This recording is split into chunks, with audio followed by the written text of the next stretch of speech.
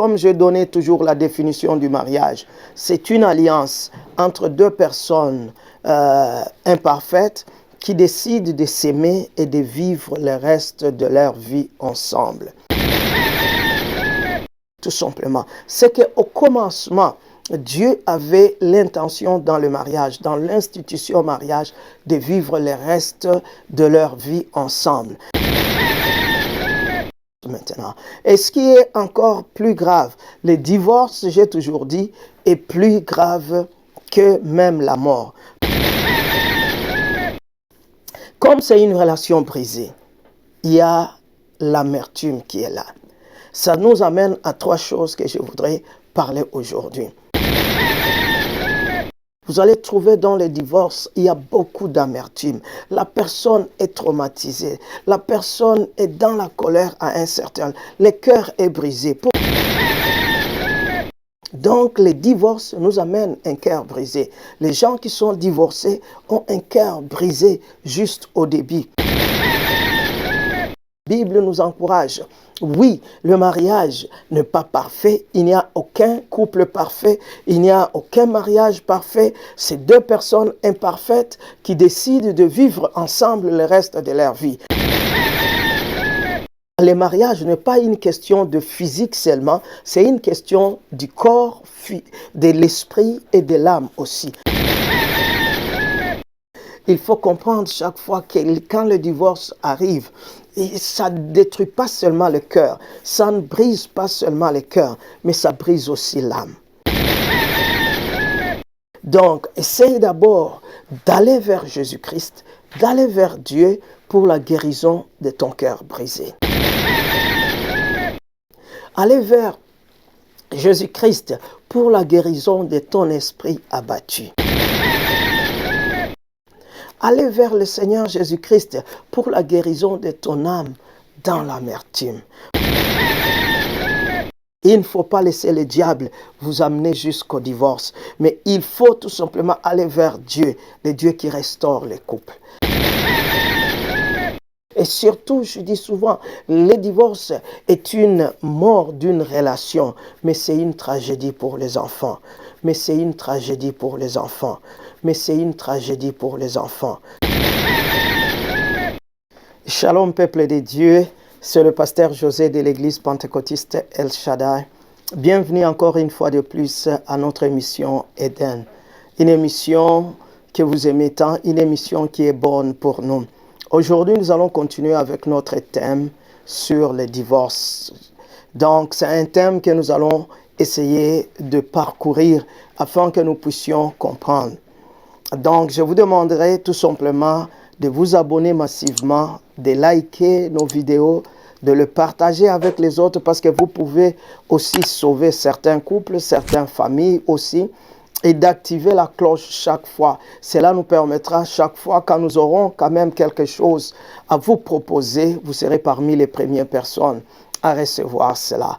Aujourd'hui, dans notre thème toujours de divorce, je voudrais que nous puissions lire un passage biblique dans le livre de Matthieu, chapitre 19 et le verset 6. Qu'est-ce que la Bible nous dit?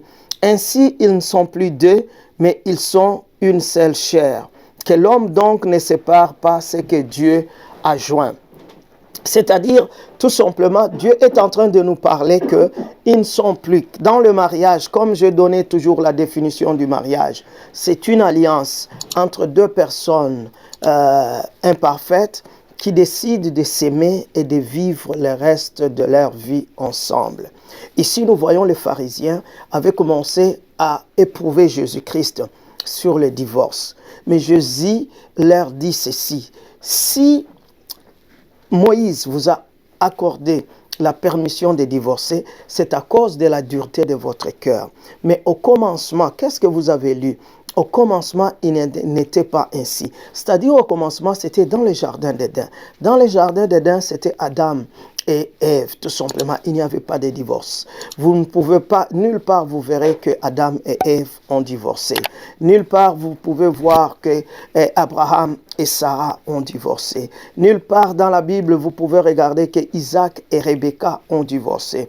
Nulle part vous pouvez regarder aussi de voir que même Jacob qui avait Léa et Rachel, il n'a même pas divorcé, tout simplement. C'est qu'au commencement, Dieu avait l'intention dans le mariage, dans l'institution mariage, de vivre le reste de leur vie ensemble. Et nous, si nous sommes des chrétiens, nous devons entrer dans le mariage avec toute cette connaissance de dire que nous allons vivre ensemble le reste de notre vie. Mais il arrive parfois que les divorces arrivent. Et les divorces, c'est quoi? C'est tout simplement comme la mort d'une relation qui existait, mais cette relation est morte.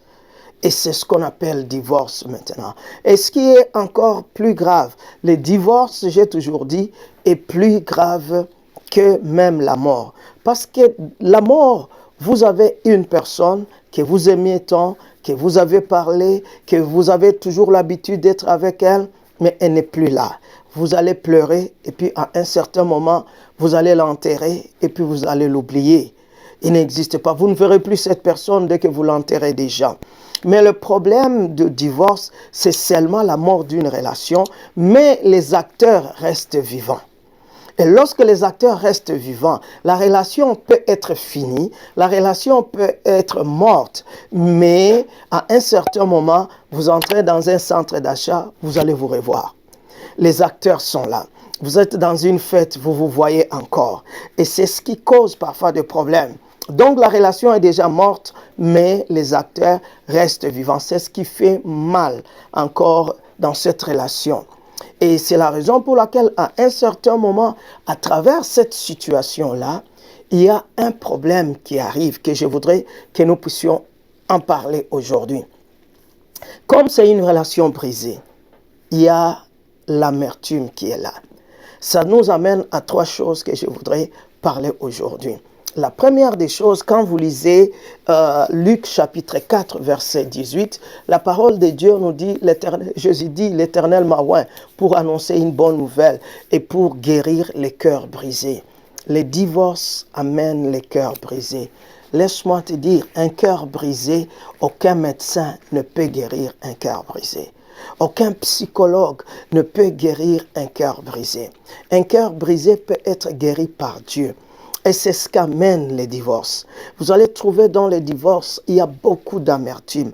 La personne est traumatisée. La personne est dans la colère à un certain... Le cœur est brisé. Pourquoi? Parce que c'est une personne en qui tu avais mis toute ta confiance. C'est une personne en qui tu avais tout simplement donner toutes tes émotions là-dedans. C'est une personne que tu t'es confiée. C'est une personne que tu disais, non, cette personne, je veux vivre avec elle le reste de la vie. Mais au courant, tout simplement, de cette vie-là, il y a des choses qui sont arrivées. Il y a des trahisons qui sont arrivées. Il y a des déceptions qui sont arrivées dans la vie. Et cela, parfois, nous amène jusqu'au divorce. Et quand ça arrive au divorce, c'est un cœur qui est brisé. Un cœur qui est brisé, personne ne peut le soigner.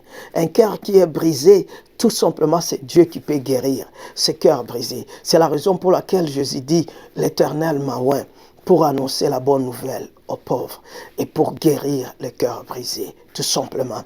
Donc, les divorces nous amènent un cœur brisé. Les gens qui sont divorcés ont un cœur brisé juste au début. Et c'est ce qui fait qu'il y a une haine entre les deux personnes, les anciens partenaires. Il y a une haine là-dedans. Vous allez voir qu'ils se haïssent beaucoup. Et l'autre veut que l'autre puisse souffrir. L'autre veut qu'il y ait du mal qui arrive à l'autre. Pourquoi? Parce qu'il veut qu'il puisse dire que, oh non, j'avais raison. Oh, c'est moi qui ai raison, tout simplement par rapport à l'autre. À cause de quoi? Du cœur qui est brisé. Donc, le divorce nous amène, premièrement, un cœur brisé. Donc nous devons faire attention. C'est la raison pour laquelle nous encourageons. La Bible nous encourage. Oui, le mariage n'est pas parfait. Il n'y a aucun couple parfait. Il n'y a aucun mariage parfait. C'est deux personnes imparfaites qui décident de vivre ensemble le reste de leur vie. C'est-à-dire, il y a des défauts dans la vie de ton mari, il y a des défauts dans la vie de ta femme, il y a aussi des qualités dans la vie de ton mari, il y a aussi des qualités dans la vie de ta femme. C'est la raison pour laquelle il faut tout simplement essayer tout simplement d'être patient. de se supporter les uns les autres, de se dire que ça va passer. C'est quelque chose de très important parce que le divorce amène un cœur brisé. Ça, c'est premièrement. Deuxièmement, ce qui est encore nécessaire qui amène les divorces, c'est tout simplement une âme qui est dans l'amertume. Une âme qui est dans l'amertume. Cette âme qui est dans l'amertume. Parce que n'oublie pas que tout simplement, le mariage n'est pas une question de physique seulement, c'est une question du corps, de l'esprit et de l'âme aussi. L'âme qui est dans l'amertume, vous savez, c'est dans l'âme où il y a les émotions, c'est dans l'âme où il y a la volonté. Tout simplement, quand il y a des trahisons, quand il y a des insultes, ça va toucher vers l'âme. Quand un cœur est brisé, ça touche directement l'âme. Et quand l'âme est touchée, il y a parfois des tensions, il y a parfois la dépression, il nous amène parfois des inquiétudes. Vous allez trouver qu'une femme, tout simplement, où son mari revient tout le temps à 1h du matin, à 2h du matin, la femme, parfois même si elle n'est pas battue, si elle n'est pas insultée, mais le fait que son mari passe le temps dehors et revienne 1h du matin, 2h du matin, cette femme souffre, a une âme qui souffre, a une âme qui a de l'amertume. Et c'est à ce moment-là, vous allez voir, elle va développer la dépression, elle va développer l'inquiétude, elle va développer le stress, tout simplement. Dans un couple où il y a certaines difficultés, il se développe. Et les divorces, parfois, ça nous amène à ça. Pourquoi? Parce que vous étiez habitué à être à deux, mais vous n'êtes plus à deux. Et tu deviens seul. Il y a des choses que l'autre faisait et que toi, tu faisais les autres. Maintenant, pour le moment, c'est le 100% que tu dois faire. Tout simplement, aller prendre les enfants à l'école, aller faire ça, aller faire les achats, aller faire ceci, aller faire cela. Tu fais tellement beaucoup de choses, tout simplement, alors que c'était partagé. À ce moment-là, il y a plus de possibilités que vous puissiez être stressé. Il y a plus de possibilités que vous puissiez être déprimé. Et surtout, à un certain moment, quand vous regardez, vous entendez l'autre, ton ex a fait ça, ton ex a fait ça, ton ex était à tel restaurant avec telle soeur, à telle fille, ton ex était à tel restaurant avec un tel garçon, ton ex, tout cela nous amène au divorcé à avoir une âme qui est vraiment, vraiment, vraiment dans l'abîme. Une âme qui est traumatisée tout simplement. Et c'est la raison pour laquelle il faut essayer chaque fois tout simplement de comprendre que le divorce n'est pas bon. Il faut comprendre chaque fois que quand le divorce arrive, et ça ne détruit pas seulement le cœur, ça ne brise pas seulement le cœur, mais ça brise aussi l'âme. Ça brise aussi l'âme. Et c'est ce qui est nécessaire, que nous encourageons tout simplement d'essayer, dès qu'il y a des problèmes, entrer dans la prière. Dieu nous a donné la Bible, qui est le manuel expert pour le foyer, pour le mariage. Donc, allez dans la prière, priez tout simplement. Parce que vous savez, Dieu est le seul qui guérit les cœurs brisés. Il est le seul aussi qui guérit une âme qui est brisée. Une âme qui est abattue, une âme qui est dans l'amertume. C'est seulement Dieu qui peut guérir cette âme, qui est vraiment très important. Et l'autre troisième point qui est vraiment très important, c'est un esprit abattu. Un esprit abattu. N'oublie pas que l'homme est divisé en 3 dimensions. Il y a l'esprit, il y a l'âme et il y a le corps. Vous savez, il y a un cœur brisé. Quand il y a le mariage, quand vous vous mariez pas seulement le corps, l'âme et l'esprit. Tous les 3 vont ensemble. Parce que vous ne pouvez pas les dissocier de vous-même. Tu ne peux pas dire, non, je vais aller avec mon corps, je vais laisser d'abord mon âme à côté. Je vais aller avec le corps, je vais laisser mon esprit à côté. Ou l'esprit peut dire, non, je me débarrasse de mon corps. Non. Se passe là. C'est la raison pour laquelle ce sont les 3 éléments qui viennent. Et au moment des divorces, il y a un problème pour ces 3 éléments. Il y a un esprit qui est abattu. C'est-à-dire quand l'âme est dans l'amertume, quand l'âme est en détresse, quand l'esprit est abattu aussi, et quand le cœur est brisé, vous allez voir un esprit qui est dans l'abattement. Et c'est quelque chose de très important. Quand vous lisez donc le Proverbe 18, 14, vous allez essayer, on dit, un esprit abattu, qui peut le guérir? Un esprit abattu, qui peut les guérir? Tout simplement, quand vous vous retrouvez dans cette détresse-là, de divorce, un esprit abattu. Et c'est la raison pour laquelle vous allez trouver une personne triste, une personne qui ne parle plus, ou une personne qui est toujours, qui a des insomnies. La personne n'arrive plus à dormir, toujours l'insomnie. La personne va, pour un petit rien, la personne va s'enflammer, tout simplement. Donc, la personne doit avoir certaines incompréhensions. C'est dû à quoi? C'est dû au divorce. Donc, mes bien-aimés, le divorce est plus dangereux que la mort.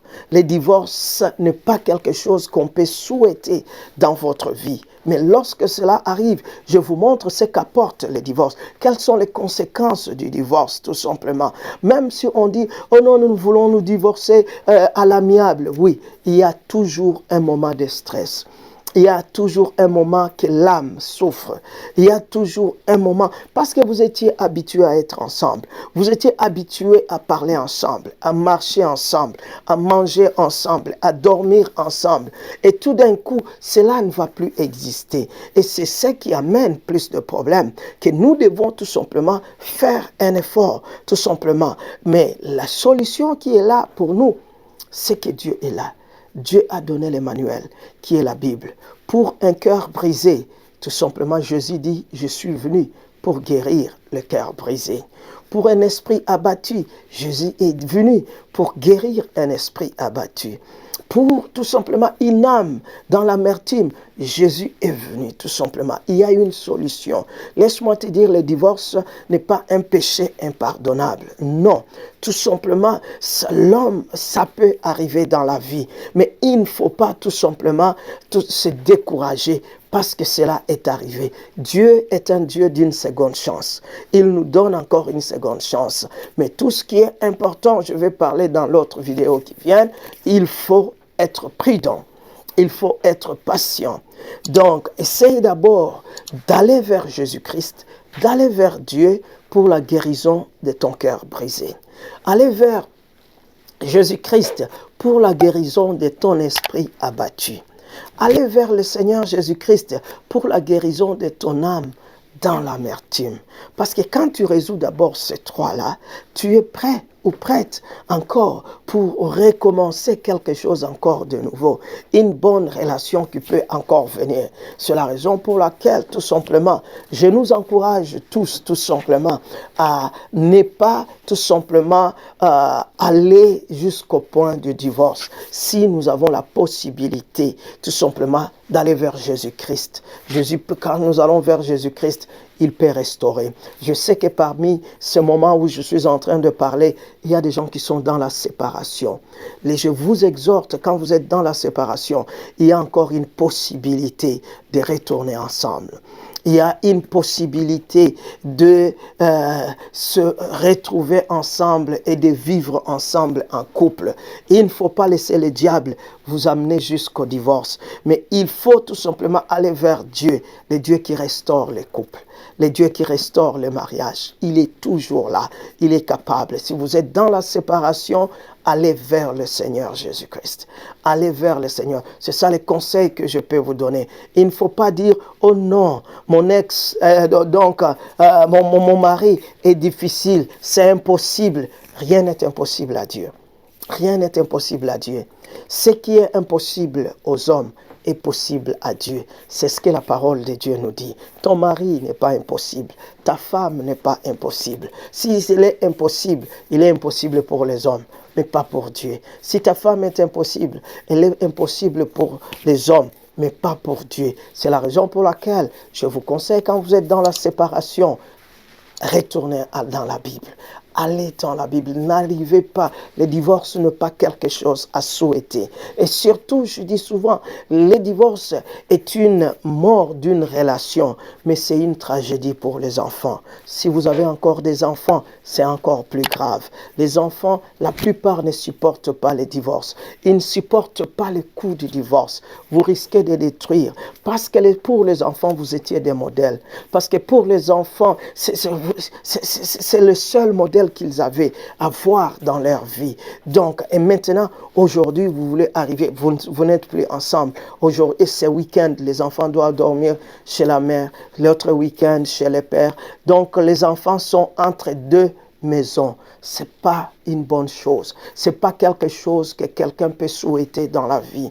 Donc, mais si cela est arrivé, oui, c'est dommage, mais Dieu est capable de restaurer encore nos vies. C'est la raison pour laquelle je voudrais toujours te demander de vous abonner encore davantage. Nous avons beaucoup de vidéos dans notre YouTube que je vous recommanderais toujours de vous abonner à notre émission Eden YouTube, de liker, d'aimer aussi cela, de partager avec les gens. Peut-être toi, tu n'as pas de problème, ton voisin, ta femme, ton ex a quand même besoin de quelque chose. Activez la cloche parce que ça sera une bonne chose. Je vous dis encore, le divorce n'est pas quelque chose à souhaiter. Tout simplement, je vous recommande, et si vous êtes dans la séparation, faites tout pour aller au bas de notre Seigneur Jésus-Christ.